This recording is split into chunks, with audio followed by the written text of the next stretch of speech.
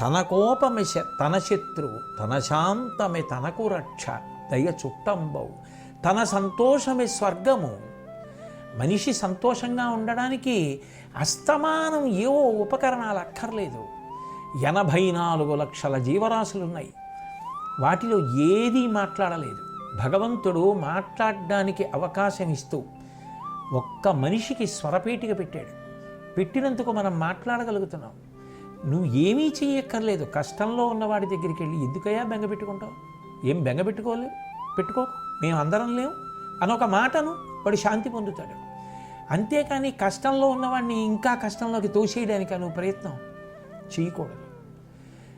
సంతోషంతో ఉండడం అలవాటు చేసుకోవాలి. ఇన్ని ప్రాణులకు లేని కంఠం నాకుంది. ఇన్ని ప్రాణులకు, చాలా ప్రాణులకు చేతులు లేవు, నాకు చేతులు ఇచ్చాడు భగవంతుడు. చేతులు ఇచ్చినా కొంతమందికి చేతులు పని చేయవు, కానీ నా 2 చేతులు పనిచేస్తున్నాయి. నాకు కళ్ళున్నాయి, నేను చూడగలుగుతున్నాను.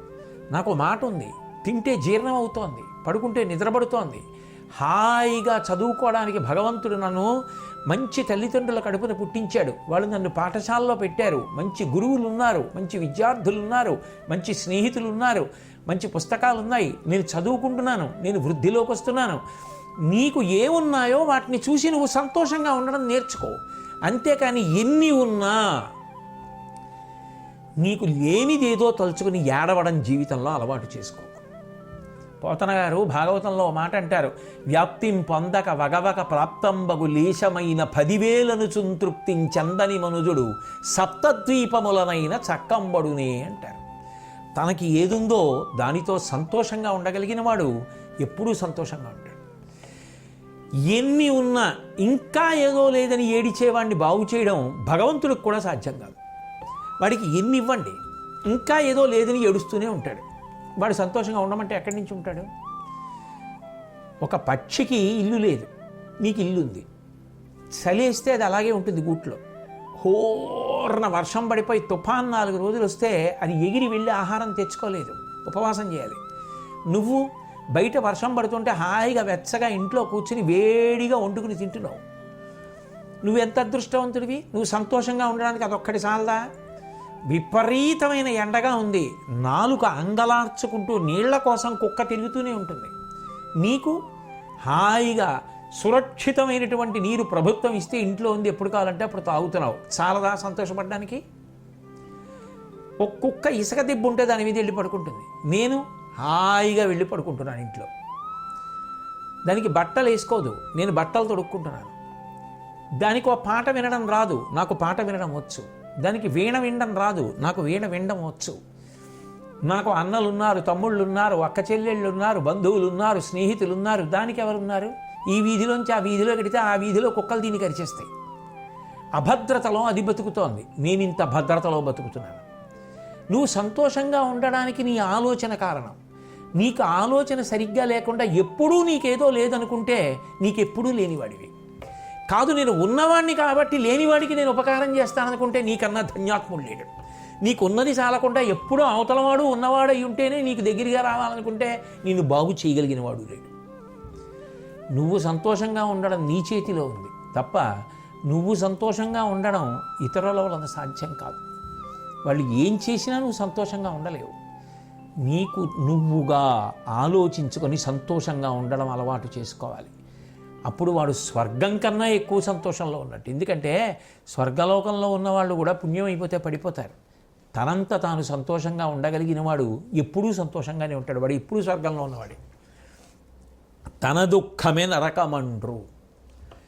అయిందానికి కాందానికి ప్రతిదానికి ఆడవడమే. ఎప్పుడు వాడితో ఎవరితోనో పోల్చుకోవడం. వాడికి అంత ఉంది, నాకంత లేదు. వాడంతా చదువుకున్నాడు, నేనంత చదువుకోలేదు. వాడంతా బాగా మాట్లాడాడు, నేను మాట్లాడలేదు. ఏడుపు తప్ప ఏం మిగులుతుంది? ఆయన అంత బాగా చదువుకున్నాడు, గత జన్మలో ఎన్ని మంచి పనులు చేశాడో, ఎవరిని చదివించాడో, ఏ పేద పిల్లాన్ని చదివించాడో, ఏ చదివించిన కారణం చేత ఇవాళ సరస్వతీ కటాక్షం ఆయనకు వచ్చిందో, జన్మాంతరముల యందు నాకు అటువంటి సరస్వతీ కటాక్షం కలగాలంటే నాకు వచ్చింది 10 మందికి చెప్దాం అనకుండా ఏడిస్తే ఏమొస్తుంది? సంతోషంగా ఉండి నువ్వు ఆయనకు నమస్కారం చేస్తే వస్తుంది. కాబట్టి కేవలం ఏడవడమే నరకము. కడుపు నిండా తిన్నా మనసు బాగుండక మనసు ఎప్పుడూ ఏదో ఆలోచనతో ఇంకా ఏదో తనకి రాలేదని ఏడిచేటటువంటి వాడిని ఎవరు బాగు చేయగలరు చెప్పండి లోకంలో? వాడు తినలేదా అంటే కడుపు నిండా తిన్నాడు, నిద్రపోలేదా అంటే హాయిగా నిద్రపోయాడు. కానీ ఎప్పుడు చూడండి విచారంగా ఉంటాడు. ఎందుకు అని మీరు అడిగారనుకోండి, వాడెవడో ఎప్పుడో 30 సంవత్సరాల క్రితం ఓ మంచి ఉద్యోగంలో చేరాడు, నేను కూడా ఉద్యోగంలో చేరితే ఎంత గొప్పవాడినవునో అని ఇప్పుడు ఏడుస్తానంటే 30 ఏళ్ల తర్వాత ఎందుకది? ఏం సాధిస్తావు? కాదు, నిత్యోత్సాహి అయి సంతోషంగా ఉండడం నీ చేతిలో ఉంది. తను అయిందానికి కాందానికి ఏడవడానికి తగిన కారణం ఉంటే ఏడిస్తే కాదనరు, కానీ కారణం లేకుండా ఏడవకూడదు. 2, తన ప్రయత్నం చేయకుండా ఏడవకూడదు. నీకు బాగా మార్కులు రావాలి, నువ్వు చదవాలి.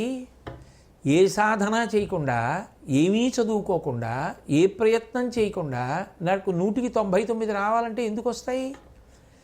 ప్రయత్నం చేయకుండా 100కి 99 రాలేదని ఏడుస్తానండి అంటే అదో మూర్ఖత్వం. కనీసం ఇప్పుడు 99 రాలేదని తెలుసుకున్నావు కాబట్టి ఇప్పటి నుంచి చదవడం మొదలుపెట్టు. కాబట్టి ప్రయత్నం చేయడం మొదలు పెట్టాలి తప్ప అయిందానికి కానిదానికి ఏడవడం మంచిది కాదు. ఒకవేళ నీ ప్రయత్నం చేసినా విఫలమయ్యావు, దానికి బెంగపెట్టుకోవద్దన్నారు కలాం గారు. ఫెయిల్ అంటే నువ్వు ఓడిపోయిన వాడివి కావు. FAIL ఫెయిల్ అంటే ఫస్ట్ అటెంప్ట్ ఇన్ లెర్నింగ్ అన్నారు ఆయన. మొదటి ప్రయత్నం చేశావు నేర్చుకోవడంలో, అది విఫలమైంది, రెండో ప్రయత్నం చేయి అన్నారు. ఎంత ఔదార్యంతో మాట్లాడారు మహానుభావుడు. కాబట్టి తన దుఃఖమే నరకమండ్రు,